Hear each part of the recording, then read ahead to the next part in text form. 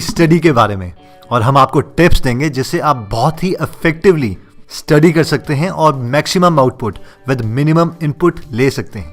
पर इससे पहले कि हम स्टार्ट करें, मैं आपको अपना थोड़ा बैकग्राउंड बताना चाहता हूं कि मैं आपको ये टिप्स क्यों दे सकता हूं। मैंने बीटेक करी है ऑलमोस्ट 80% के आसपास, एमटेक करी है ऑनर्स के साथ, और गेट में ऑलमोस्ट 2 बार मेरे 99.45 परसेंटाइल के आसपास रहे हैं। आप में से जो लोग नहीं जानते, गेट एक टेस्ट है, graduate aptitude test in engineering, जो कि आईआईटी वाले कंडक्ट करवाते हैं after BTech. Using GATE score या तो आप एडमिशन ले सकते हैं एमटेक में, या फिर एक अच्छे से पीएसयू में जॉब ले सकते हैं। अब आप में से शायद कई लोग ये सोच रहे होंगे, अरे वाह यार, ये तो बहुत इंटेलिजेंट है। अब सबसे ज़्यादा खतरनाक बात यह है कि मेरे +2 में 50% थे और सबने कहा था कि इसको आर्ट्स दिलवाओ, बीए करवाओ, इससे इंजीनियरिंग नहीं होगी। तो ये जो ट्रांजिशन आया from 50% to 99.45 percentile in GATE, ये मैं आपसे डिस्कस करना चाहता हूँ कि मेरे में एकदम ये ट्रांजिशन कैसे आ गया। या तो मैं बहुत ही ज़्यादा हार्ड वर्किंग हो गया था, या मैंने थोड़ी स्मार्ट स्टडी भी की है। तो जो सबसे पहले एक इम्पॉर्टेंट बात मैं आपसे कहना चाहता हूं कि कोई भी इंटेलिजेंट नहीं है। हमारी जो डेफिनेशन है इंटेलिजेंट की, वो ही गलत है। आप दुनिया की किसी भी चीज को अगर एक पर्टिकुलर अमाउंट ऑफ टाइम दोगे तो दुनिया आपको इंटेलिजेंट कहने लगेगी। जबकि अगर आप इंटेलिजेंट हो तो सिर्फ उस फील्ड में हो जिसमें आपने वो टाइम दिया है। एक डॉक्टर इंटेलिजेंट है अपनी फील्ड में, और एक इंजीनियर इंटेलिजेंट है सिर्फ अपनी फील्ड में। अगर आप किसी डॉक्टर को इंजीनियरिंग स्टूडेंट्स के बीच में ले आओगे तो वो वहां का सबसे डफर आदमी होगा, और अगर आप एक इंजीनियर को डॉक्टर्स के बीच में बिठा दोगे तो वो वहां का सबसे नालायक आदमी होगा। अब इसका ये मतलब है कि आप कभी भी ओवरऑल इंटेलिजेंट नहीं हो सकते। अगर हम इसी चीज को पॉजिटिव में लें, इसका मतलब ये भी है कि आप किसी भी नई फील्ड में काम करके उस चीज के एक्सपर्ट बन सकते हो। इसका परफेक्ट एग्जाम्पल है स्टीव जॉब्स। जब उन्हें पैनक्रियाटिक कैंसर हुआ था तो वो अपने इंटरव्यूज में बोलते थे कि मुझे ये भी नहीं पता था कि पैनक्रियाज होते क्या हैं। अब मैं ये इसलिए बोल रहा हूँ क्योंकि ये सब हमारी पहली स्टडी टिप से कनेक्टेड है। अगर आप किसी भी स्टूडेंट से पूछो कि सबसे ज्यादा इंटेलिजेंट स्टूडेंट कौन है, तो हम में से मैक्सिमम लोग यही बोलेंगे, जिसको सब कुछ आता है वही तो इंटेलिजेंट है। लेकिन हमारी सोसाइटी की डेफिनेशन के अकॉर्डिंग जिस स्टूडेंट के सबसे ज्यादा मार्क्स आते हैं वही सबसे ज्यादा इंटेलिजेंट है। अब आप में से मैक्सिमम लोग ये सोच रहे होंगे कि ये तो एक ही बात हुई, जिसको सब कुछ आता होगा उसी के तो सबसे ज्यादा मार्क्स आएंगे। तो ये भी बिल्कुल गलत है। तो सबसे ज्यादा मार्क्स उस स्टूडेंट के आएंगे जिसको क्वेश्चन पेपर में मैक्सिमम क्वेश्चंस के आंसर्स आते हैं। इन शॉर्ट, आपको सबसे पहले लास्ट 10 ईयर्स के क्वेश्चंस खत्म करने हैं। अब आप में से कई लोग ये सोच रहे होंगे, ये क्या बात हुई, ये तो हमें पहले से पता था, या फिर यार ये तो लूजर्स की टेक्निक है, जिन्होंने कुछ नहीं पढ़ा होता वही तो सबसे पहले ये पढ़ते हैं। लेकिन चाहे आप आईएएस ऑफिसर्स का इंटरव्यू देखो, चाहे किसी आईआईटी के टॉपर का इंटरव्यू, उन्होंने ये स्टेटमेंट हमेशा लिखी होती है कि first solve last 10 years paper. अब चाहे आप इसको फोकस का नाम दो या फिर 80-20 प्रिंसिपल, क्योंकि कुछ पोर्शन सिलेबस का बाकी पोर्शन के कंपैरेटिवली बहुत ज्यादा इंपॉर्टेंट होता है और उसी की वेटेज सबसे ज्यादा आती है। अब हम ये नहीं बोल रहे कि आप खाली सैंपल पेपर उठाओ और उसको रटने लग जाओ। हमारा कहने का ये मतलब है कि आप सैंपल पेपर्स में से सबसे पहले एक चैप्टर के क्वेश्चन उठाओ।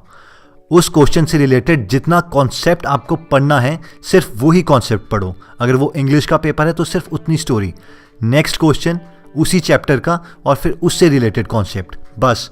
फिर नेक्स्ट क्वेश्चन, फिर उससे रिलेटेड कॉन्सेप्ट। और जब आपका एक चैप्टर से सारे रिलेटेड क्वेश्चंस खत्म हो जाएंगे, तब आपका मैक्सिमम पोर्शन उस चैप्टर का खत्म हो जाएगा। खास करके वो इंपॉर्टेंट पार्ट जो हर बार आपसे पूछा जाता है और जो आपको मैक्सिमम मार्क्स भी दिलवाएगा। इस टिप का सबसे बड़ा फायदा यह है कि इसने आपकी स्टडी को ऑर्गेनाइज करवा दिया है। अब आप अपने सिलेबस का मैक्सिमम वेटेज वाला पोर्शन सबसे पहले खत्म कर रहे हो, क्योंकि यही तो क्वेश्चन आपको 10 साल से पूछे गए हैं और मैक्सिमम प्रोबेबिलिटी यही है कि अब भी इनमें से काफी क्वेश्चंस पूछे जाएंगे।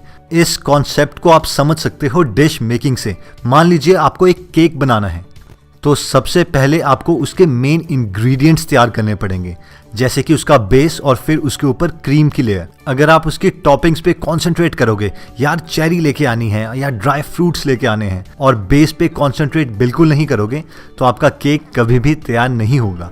तो जो आपके लास्ट 10 ईयर्स के क्वेश्चंस हैं वो उस केक का बेस है और बाकी सारा सिलेबस उसकी टॉपिंग्स। तो पहले आपको कोशिश करनी है कि उसका बेस को अचीव करें और टॉपिंग्स उसके बाद।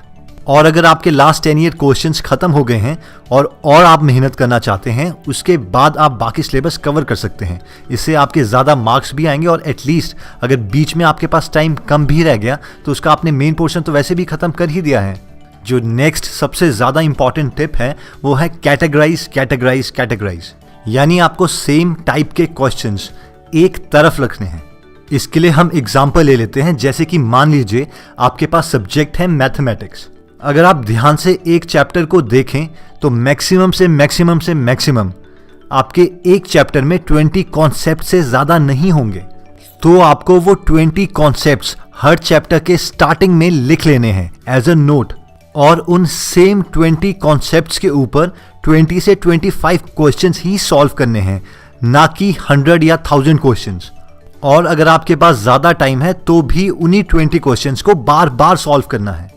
इस स्टडी टिप में जो हम मेन चीज़ आपको बताना चाहते हैं वो है कंडेंस करना। अपने सिलेबस को जितना छोटा आप कर सकें उतना फ़ायदा रहेगा। यानी जब आपका पूरा सिलेबस खत्म हो तो ऐसा ना हो कि आप देख रहे हो यार ये 500 पेजेस की बुक थी, पता नहीं कितना याद है, कितना क्या है। रादर आपको ये होना चाहिए यार कुछ नहीं, इसमें 12 चैप्टर्स हैं, पहले में ये 4 चीज़ें ही हैं, दूसरे में ये 5, दूसरे में ये 6, और इस तरीके से आपका पूरा सिलेबस कंडेंस होके आपके ब्रेन में होना चाहिए। और इसमें एक और इम्पॉर्टेंट चीज़ जो हम आपको बताना चाहते हैं कि अपनी बुक में ही नोट्स बनाना प्रेफर करें। इनमें से मैक्सिमम लोग ये सोचते हैं यार ये बुक गंदी हो जाएगी या इसको तो हम दोबारा बेच भी सकते हैं, खास करके गर्ल्स। लेकिन हम आपसे रिक्वेस्ट करेंगे कि मैक्सिमम टाइम्स आप नोट्स उसी में बनाएं। इससे 2 फायदे होंगे।